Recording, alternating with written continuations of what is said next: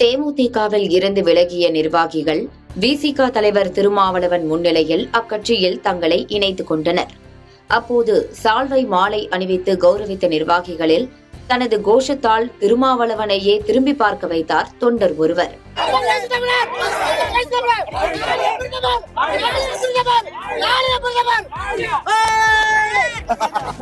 கடலூர் மாவட்டம் நெய்வேலி ஒருங்கிணைந்த நகர தேமுதிக செயலாளராக பொறுப்பு வகித்து வந்த வைத்தியலிங்கம் என்பவர் அக்கட்சியில் இருந்து விலகி விடுதலை சிறுத்தைகள் கட்சியின் தலைவர் திருமாவளவன் முன்னிலையில் விசிகவில் இணைந்தார். அவருடன் 150க்கும் மேற்பட்ட தொண்டர்களும் விசிக மாவட்ட செயலாளர் நீதிவள்ளல் தலைமையில் கட்சியில் இணைந்தனர்.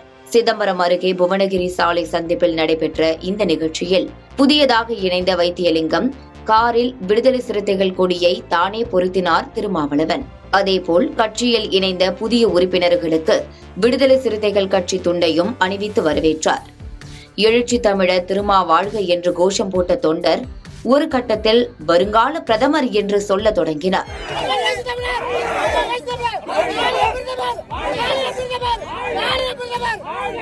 தொண்டரின் இந்த செயலால் ஒரு நொடி திரும்பி பார்த்த திருமா மீண்டும் சால்வை அணிவிக்க தொடங்கினார்.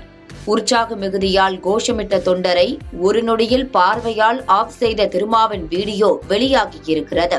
மாற்றுக் கட்சியை சேர்ந்தவர்கள் இணைப்பு நிகழ்ச்சி முடிந்த பிறகு திருமாவளவன் அங்கிருந்து புறப்பட்டு சென்றார்.